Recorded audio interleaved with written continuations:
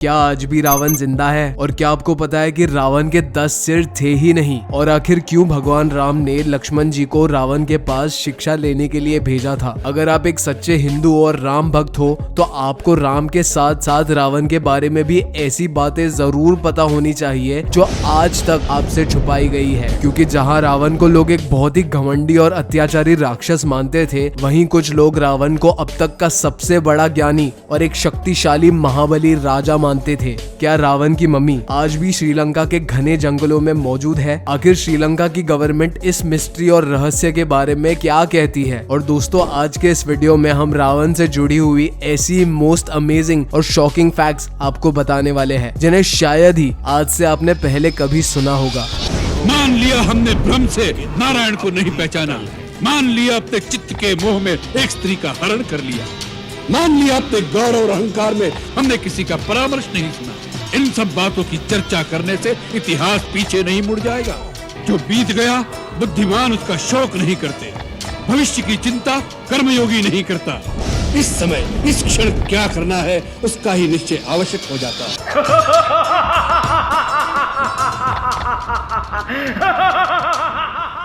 सबसे पहली, रावण का नाम दशानंद रावण था क्योंकि उसके 10 सर थे और यही वजह है कि दशहरा के दिन पे रावण को जलाने के लिए उसके 10 सिर बनाए जाते हैं। लेकिन आप में से कई लोग रावण के 10 सिर होने के पीछे के रीजन को नहीं जानते होंगे। दोस्तों, रावण के 10 सिर होने के 2 मोटिव थे। पहला ये कि असल में रावण के 10 सिर थे ही नहीं, उसके गले में पड़ी हुई मोतियों की माला से एक ऐसा भ्रम पैदा होता था कि वाकई में उसके 10 सर है। और बता दे कि ये माला उसकी माँ ने उसे दी थी। और 10 सिर होने का दूसरा मोटिव ये था कि जब रावण शिव जी को प्रसन्न करने के लिए घोर तपस्या कर रहा था, तब रावण ने अपने सर को धड़ से अलग कर दिया था। इसके बाद शिव जी रावण से इतने प्रसन्न हुए कि उन्होंने उसके हर एक टुकड़े से एक सर बना दिया, जिससे कि रावण के पूरे 10 सर हो गए। वैसे कहा जाता है रावण एक अत्याचारी और अहंकारी राजा था, लेकिन क्या आप जानते हैं कि रावण एक आदर्श भाई और अपनी पति का सम्मान करने वाला एक आदर्श पति भी था। क्योंकि रावण अपनी पत्नी को बचाने के लिए उस यज्ञ से उठ गया जिस यज्ञ से वो राम की पूरी सेना को तबाह कर सकता था। इसके अलावा रावण एक महान आदर्श भाई था ही, क्योंकि उसने सिर्फ अपनी बहन के सम्मान के लिए श्री राम से युद्ध लड़ा। हालांकि ये जानने के बावजूद भी कि इस युद्ध में उसकी जान जा सकती है और आखिर इस लड़ाई में उसने अपनी जान गंवाई भी, तो आपको इस बात से समझ में आ ही गया होगा कि रावण के पास असीम ज्ञान भी था। क्या आप जानते हैं रावण का नाम रावण किसने रखा था? अगर नहीं तो आपको बता दे कि रावण का नाम रावण शिवजी ने रखा था। दरअसल एक बार रावण शिवजी को अपनी लंका में ले जाना चाहता था और इसीलिए उसने शिवजी को बहुत मनाया। लेकिन जब लाख कोशिशों के बाद शिवजी नहीं माने तो रावण ने पूरे कैलाश पर्वत को ही उठा लिया। लेकिन जब शिवजी ने अपने एक पैर को जमीन पर रख दिया, जिससे रावण के हाथ की उंगली पर्वत के नीचे दब गई और वो जोर जोर से चिल्लाने लगा। इसके साथ ही उसने शिव तांडव करना भी शुरू कर दिया। जब दर्द से कर्राते हुए रावण ने शिव तांडव जारी रखा तो इसे देखकर शिवजी बहुत प्रसन्न हुए और उन्हें तब पहली बार रावण को रावण नाम दिया। रावण का मतलब होता है जो तेज को दहाड़ता है।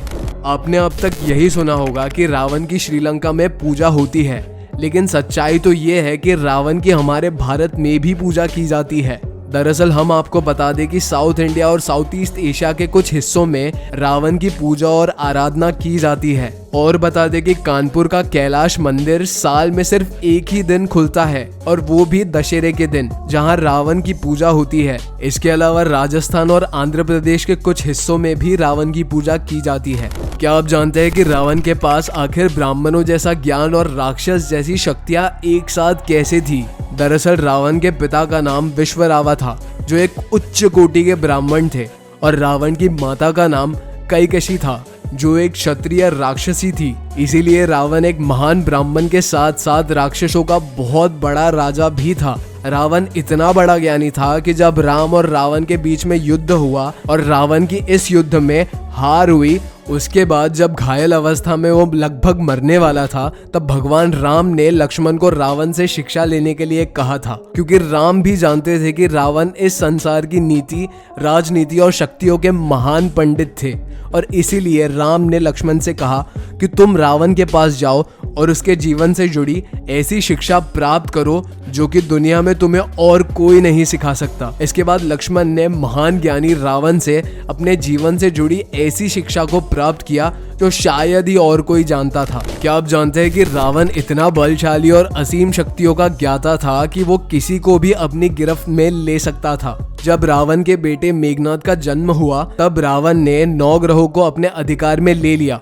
इसके बाद रावण ने सभी ग्रहों को 11वें स्थान पर रहने के लिए कहा था ताकि उसके बेटे को अमर होने का वरदान मिल सके, लेकिन शनिदेव ने ऐसा करने से मना कर दिया। तब रावण ने शनिदेव को पकड़ के बंदी बना लिया और अपने महल में कैद कर लिया। इसके अलावा आपको बता दें कि रावण एक महान संगीतज्ञ भी था और उसे वीणा बजाने में महारत हासिल थी। पौराणिक कथाओं के अनुसार रावण इतनी मधुर वीणा बजाता था कि देवता भी उसका संगीत सुनने के लिए धरती पर आ जाया करते थे। और इसी तरह से कहा जाता था कि रावण एक महान वीणा वादक भी थे। दोस्तों, ऐसा कहा जाता है कि श्रीलंका के जंगल में आज भी रावण की मम्मी मौजूद है। दरअसल श्रीलंका के लोग अपने पूर्वजों से सुनते आए हैं कि रावण के शरीर को श्रीलंका के जंगलों में मौजूद गुफाओं में रखा गया था। कहा जाता है कि रावण के मरने के बाद उसकी जाति के लोगों ने रावण को जिंदा करने के लिए काफी कोशिशें की। इन लोगों का मानना था कि जैसे संजीवनी बूटी से लक्ष्मण को जीवित किया जा सकता था, उसी तरह से रावण को भी दोबारा जीवित किया जा सकता था। हालांकि लाख कोशिश करने के बाद भी जब रावण जीवित नहीं हुआ तो लोगों ने रावण के ऊपर कई औषधियों का लेप लगाकर उसे एक ताबूत में बंद कर दिया और श्रीलंका की गुफाओं में सेफ्टी के तौर पर रख दिया। ऐसा भी कहा जाता है कि ये ताबूत आज भी इन्हीं जंगलों में रखा हुआ है। और तो और आपको बता दें कि श्रीलंका की रिसर्च टीम ने इसे खोजने के लिए श्रीलंका के सभी जंगलों में खोज की और श्रीलंका के लोगों का ये भी मानना है कि एक बार उनकी रिसर्च टीम को इन्हीं जंगलों में एक ताबूत ऐसा मिला जिसमें औषधियों का लेप लगा हुआ था, लेकिन श्रीलंका की गवर्नमेंट ने उन्हें सेफ्टी के तौर पर इस ताबूत को खोलने से मना कर दिया। यहाँ तक कि एक बार श्रीलंका की गवर्नमेंट ने खुद इस बात का खुलासा किया था। दोस्तों, क्या आप जानते हैं कि रावण के पास उस टाइम भी इतनी टेक्नोलॉजी थी कि आजकल की टेक्नोलॉजी भी उसके सामने फीकी पड़ जाए।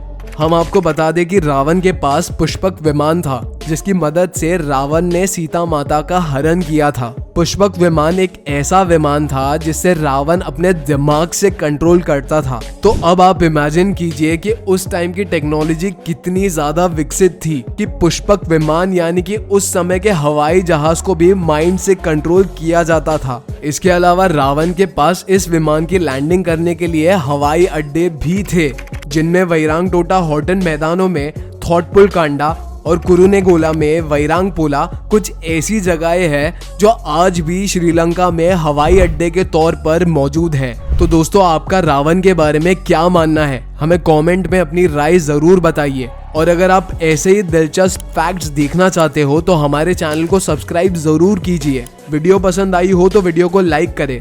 इसी के साथ मिलते हैं ऐसे ही इंटरेस्टिंग वीडियोस के साथ। तब तक के लिए धन्यवाद।